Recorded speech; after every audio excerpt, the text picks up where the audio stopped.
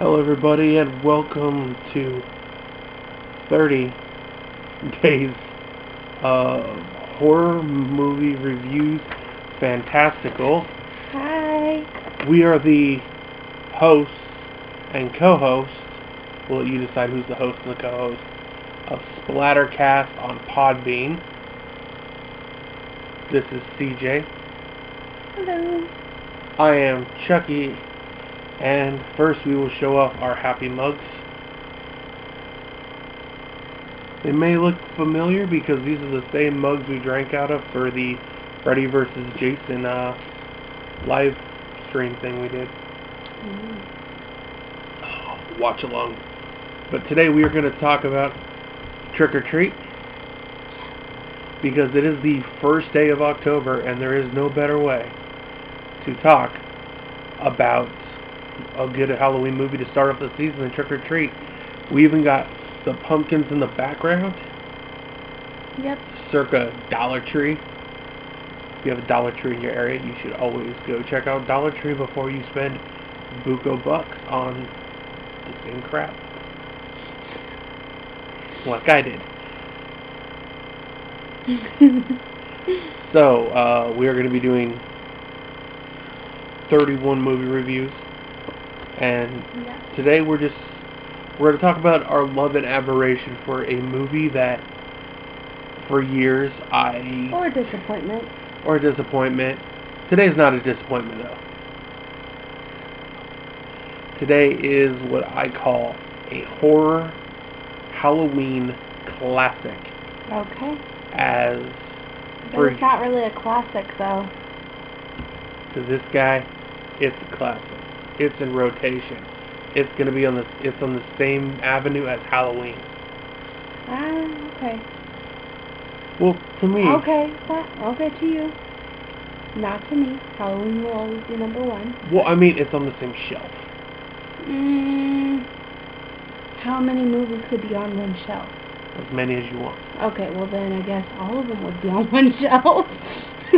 Well, I mean, what you would call the existential, like this is a Halloween starter. Okay, I see what you're saying. So to me, for years, I heard about this movie and I thought it was crap. I watched it first. This is one of the few times where she saw it first, and the way that she coerced me in is with the story of the school kids. Because I'm like, really? You know what? That sounds cool. Because when I thought of Trick or Treat, there's another Trick or Treat that's out there that stars Gene Simmons and Ozzy Osbourne and Alice Cooper, and it is crap. It is a really bad horror film, and it has the exact same name. Okay. Which is why this one has Trick and then has an R instead of or, because the other one's Trick or Treat. So that's the only way you can tell the difference. I don't know. But this one's more of the season. And I like that it's what's it called, like individual movies, individual stories, but they link it so well. It's like one big story. Like one, some of them they don't link so well, so it seems like it's very choppy. And it's like, okay, well, we were just watching this, so how did we get to this one? But the more you watch it, the more you can see like the little strings of web that connect things together. And I think the thing that connects all of them together is Sam. Yeah. Sam is the mascot for this, but most people have probably seen Sam if you look up horror movie stuff. He is wearing an orange jumpsuit and has a sack over his head with these two little buttons like corduroy. But it's a very round. It's a round. Yeah, very round. Like a pumpkin. Like Jason-esque with the potato sack. Yeah, but it's like a big, huge blow up, like basketball type shape. Yeah. It's not a normal head shape. Yeah, but a lot of people have seen the look but don't know where it comes from. So this one's actually written and directed by Michael Daughtry, who ironically did one of my favorite X-Men movies. Mm-hmm. He did X-Men 2, the X-Men United, which has Nightcrawler in there. And he wrote and directed this, and it was it starts off really, really cool with a really good avenue. Like the first story is you have like this couple that's coming home. And her fault, by the way. And it's her fault because she's like, remember, Halloween's over. You got to blow up the jack-o'-lantern light, which I like it because that is an ongoing theme throughout the movie. Well, because that's an actual thing. Yeah. I don't know if you guys are like completely Halloween nuts like me, but like the whole thing about Halloween is like it's the only day that the dead come back to basically come see their family. Or haunt those that have done them wrong. Exactly. So what you're supposed to do, why we carve jack-o'-lanterns and light them, is to scare them away so they can't come in and haunt us or hurt us or anything like that. So on Halloween, you're supposed to keep your pumpkins lit until way after midnight. Because it's technically Halloween is a pagan ritual. Yeah.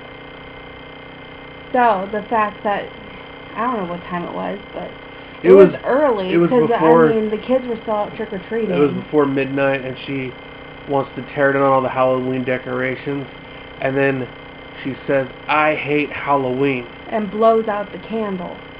And then she gets turned into a Halloween decoration. Yeah, that was crazy. Like, you guys gotta watch it. So the beginning is actually the end of the movie. And you'll get that as the stories go on. There's also, like, they throw all these little, like, Halloween wives' tales are all throughout these. So you got the always check your candy as the second story. Yes, and that was, I told you about that. Because when I was a kid, my parents never checked my candy. And that was like the one thing that my parents made me do is you're not allowed to have a piece of candy. The only type of candy you're allowed to have is actually from our family. And so when you're going around and you're seeing all this good stuff, you have to wait till you get home so they could check it for puncture holes, for anything, because razor blades, puncture holes, for poisons, because that's something that was very big when I was a child that they were doing. So there's this evil fat kid that he's an evil fat kid. I grew up with people that were like that were bullies in my elementary school, and he's knocking everybody's jack-o'-lanterns down, causing chaos, and then tries to steal all the candy, and then he starts sitting on someone's doorstep and starts eating all the candy, and then like the principal comes out because it's his house, and he is very creepy, almost pedophile-y. He has this weird sense to him. You find out later in the movie why he's so weird. But he's laced the candy with arsenic. Yeah. Because it took us a couple times, like I was always wondering what it was. Like, because the first time I saw it, I thought it was razor blades. But I'm like, you'd see it. I mean, the kid because I thought that, like, he swallowed a razor blade and it cut open the inside of his stomach, and that's why his stomach lining, and that's why he was, because he pukes up, like, this reddish-brown liquid, like a lot of it. It's like chocolate blood. But we were watching it with my uncle, and he was like, oh, look, there's arsenic on the table. Yeah. I'm like, oh, so it's... That's what it is. So it's arsenic, and he has the most annoying little shit kid. Billy. True. Daddy, you gotta help me carve the pumpkin. Go watch Charlie Brown. Charlie Brown's an asshole. No, he says Charlie Brown's a little shit. Yeah, something like that. And then he says, watch your mouth. And then he leaves, and the kid comes back. Meanwhile, so that's going on. Meanwhile, the principal is trying to bury this kid. Which is weird, because there's a scene where you can see his next-door neighbor, like, slamming against the window and, like, pounding on it and trying to yell something, and you don't know what that is until later on in the movie. Yeah. Which we'll talk about in a minute when we get to that. But... like I said, they did very well of interlacing all the... and misdirection, because you think that he's going to kill his son. Yeah, the whole time, because he was like, yeah, I'll help you carve the pumpkin, and all this stuff, like, very creepy-ass. And he has a butcher knife and that he's, Michael like, Myers would be jealous of. The kid, he's touching, like, the kid's head, like, patting the kid, and then just laid his hand on it and, like, lift up the knife. And it was like that, and so you thought he stabbed his son. But he was teaching his son how to carve up a head jack-o'-lantern. Teaching him how to be a psycho killer. Just like the principal. Creepy. And then it goes into Little Red Riding Hood. It goes into Little Red. That's my favorite story in the whole thing. Which is a complete. It's a cool version of Little Red Riding Hood because there's nuances to the original grim fairy tale of it. Because Little Red Riding Hood is also the wolf. Oh really? I never. Because she's Little Red Riding Hood, and she's wearing like a disguise. Are you saying in the story or in the movie? No, in the movie. Okay, because she's like wearing a disguise because you have these very super sexy looking girls. Yes. That are very Triple D-esque. And one of them is Anna Paquin, who everybody would remember in the horror film from True Blood. Yeah. She's from True Blood. She's Little Red, and the whole time though, they're giving the idea of her losing her virginity for the first time. It's not what, in the end of what it is. It's getting her first kill. Yeah, to become a werewolf. Because she hasn't killed yet. But I will say, the way that they transfer into werewolf form is awesome. Is the most unique, because what they're doing is it's a play on the old adage that you always heard from your grandparents. It's a wolf in sheep's clothing. Yeah. Because human are the sheep and the wolves are literally wearing costumes. So the costume is actually the human skin that they're wearing, because they like cut a slit in the back to pull it off. It's almost like a zipper, but they're like literally slicing the skin off of them and like throwing it off like it's a pair of clothes. Yeah, and they're massacring everybody. And the teacher tries to kill the principal. Later, you find out it's the principal. He was murdering girls at this like Halloween rave thing. It was like a big carnival-esque thing. I think there was like, it's a carnival. There was a parade going on, and he's killing these women, and he thinks that he can ultimately kill Little Red. Which doesn't happen. He follows her down the path, which I thought was funny because the whole story of Little Red Riding Hood is follow the path, don't stray from the path. And the whole time, the guy is actually straying from the path, hiding in the bushes. It was interesting to see that correlation. And then he quickly turns into the prey. So, I mean, I really like that one. I thought that was really good. The next story is the first. I was so happy when the kids got killed. I'm just saying. Because when I was a little kid, I was a little different. So kids used to pick on me. And there's this girl she's different. She kind of looks like CJ as like a little kid. Maybe. And they pick on her because she's different, and her whole house on the outside is decked out with like 20 jack-o'-lanterns. There's a lot. I'm just saying 20 because that's... I'm thinking closer to 50 because, they're all over the And they're all different designs. They're all stuff I could never make. You can ask her. My pumpkin stuff. They look like a 5-year-old baby. I love them. Anywho, so a bunch of these kids are taking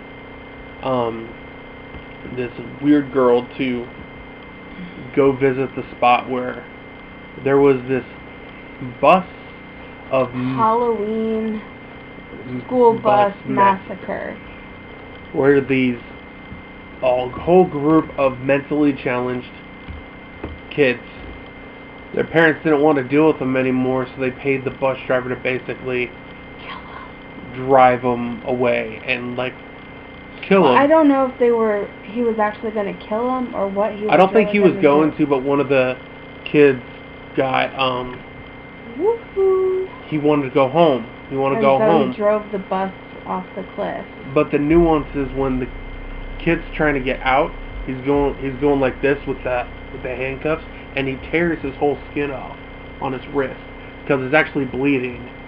The kid in the vampire costume. Mm-hmm. And I've always noticed that.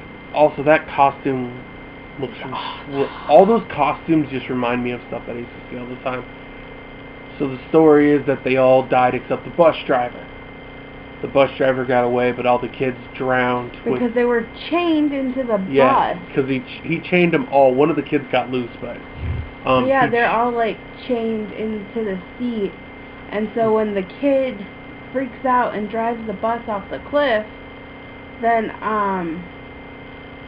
they all drown because they're friggin' stuck in their seat. And, like, the only person to actually escape was the bus driver. So there was 8 kids who died, so they take 8 pumpkins. 8 jack-o'-lanterns that have to be lit for the 8 bodies, and they play a trick on the girl. She's not mentally disabled or anything. She's just different. She's just weird. And they even make comments about her all the time and how weird she is, so they play a prank that they all died down there. But she falls down and she cracks the back of her head and she starts crying. And this little evil blonde-haired chick who I wanted to choke through the screen was making fun of her and basically calling her a baby. But then when they blow out the last candle of the last pumpkin, the kids that drowned in the lake come out of the lake, and the weird kid gets her revenge because she goes into the elevator that they came down on, and she locks it, and she goes bye. And as she's going up there, like, they didn't need to show it because you heard like juicy, gushy body parts being ripped apart. Yeah. And the cool thing is when they went up there, you see Sam. So after every story, Sam appears. Either he kills you or you live. Yeah, he's what I consider him the guardian of Halloween. Yeah, like how Krampus embodies Christmas, you have Sam as like the guardian of Halloween. Even though she noticed in one of the scenes, he has this little plastic bag that he drags over the ground. There's a cat inside. Yeah, it was at the principal's house when the kids were getting candy after he dragged the body of the other kid inside. And as he's going down the stairs, Sam gets his candy and he goes down the stairs. Every step he hits, you hear the cat hissing and crying and meowing. And I never noticed that until like tonight when I rewatched it. And I believe if you have the Blu-ray, there's a little mini cartoon that's on there that talks about what Sam did during his day before the movie starts. Oh. But you have to have the Blu-ray. And then the final story, you finally get Sam. What happens is the old bus driver that nobody knew is like this you think of the most cliche cranky old man who hates Halloween. And that's what he was. Because he gets pissed off because as he's watching on a CRT TV, that every channel that he's trying to watch has to do with Halloween. And then he's being a little shit. And these kids go up to his door to try and get candy, and he has his dog wear like this weird costume to scare the kids. Mhm. And then like there's weird noises, and then in the background you can see Sam just skirt across the ground. Yeah. Because he's as tall as like a 4 or 5 year old. He's not that tall. He's like 3 or 4 feet tall. No. He's a kid. He's a kid. Kid size. He's kid size. And then I love... Fun size. I love the scene, like, he goes up into his bedroom and all, Pet Cemetery, he gets stabbed in the ankle with, like, that his but broken... You don't know what he got stabbed with until the lights come on and all painted on the walls is a trick or treat. Give me something good to eat is like plastered everywhere, like in The Shining. And then Sam appears and he shows him a candy bar and he pulls down the wrapper and there's a fucking razor blade. To me, like, if you're gonna have a cool character, you gotta have a reveal like that. That was like a really cool. And then it reminds me of like a fucking Tom and Jerry cartoon, because he's just going all over the place with his frickin' shotgun trying to shoot him. Mhm. And then he shoots, like, Sam like jumps on his back, like an evil little like cat, and just tries to like attack him. He gets thrown against the wall, and he gets shot, and pumpkin seeds fly out of his body. Yeah. And then he blows off his hand, and then he goes over to Sam and he pulls the bag off, and his face is a fucking jack-o'-lantern. It looked awesome. And then his hand, the creepiest jack-o'-lantern. his hand goes like this and crawls back to his body, and it just goes. Mhm. And the whole point of this scene was for him to scare him into liking Halloween. And then he goes into his bag and he takes a pumpkin like sucker and breaks it so it's like serrated. Yep. And he goes to stab him, but he stabs it into a candy bar. Yeah. And that makes him happy. Yeah. So he's like, oh, because all he wanted was a treat. Mhm. Trick or treat, give me something good to eat. And he gave him a candy bar. So he was happy. And then Sam leaves. Yeah. And then you think the old guy is gonna get away with it, and you also find out in that scene that Sam was the one that he actually used that serrated sucker to cut up the girl from the beginning. From the beginning, and then the dude opens up the door, and he gives these little kids some candy. The bus driver. And you're like, oh, you think that he's gonna change his ways, and then the next time he opens the door, it's all the kids that he killed because they're taking vengeance and coming back. So that's basically the story in a nutshell. But the way that it's done, it's beautiful. It's very well done. Beautiful. And I don't think it got the recognition it deserved when it came out. It came out in 2007. Okay. Long time ago. And it wasn't just that long. Well, I mean, think of how many horror films have come out since then. And because of that, there's so many people that just don't know about it. But to me, it's a great horror film. I really liked it. I liked the people that were in it. It wasn't choppy. It was everything was well filmed, and nothing was unnecessary that they put in. I think the only thing that I would change is maybe, like, I can't honestly say, like, the music in there. Like, it doesn't have memorable music, but, yeah, it doesn't really have a lot of music in there. But the opening credits have, like, art done as comic books. I know, I really want to find his comic books now, because there has to be more stories than just those. And apparently the guy that wrote it, he wrote some comics that accompany the story, and more that have to do with Sam. So you guys should really check it out.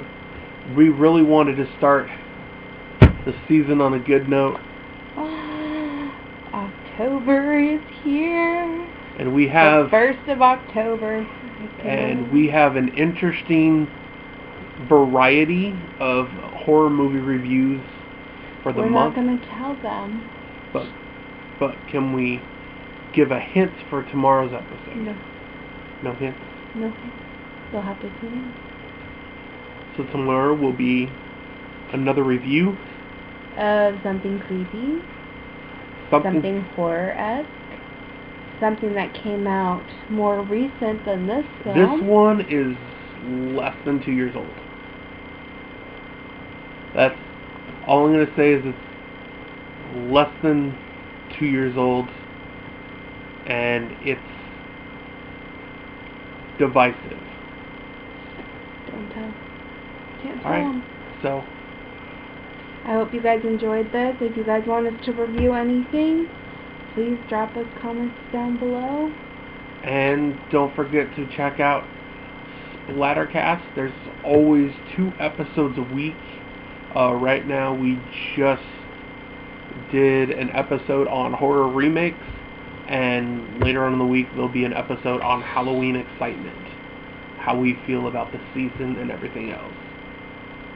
So as always, I am Chucky, CJ. and we will see you next time. Bye.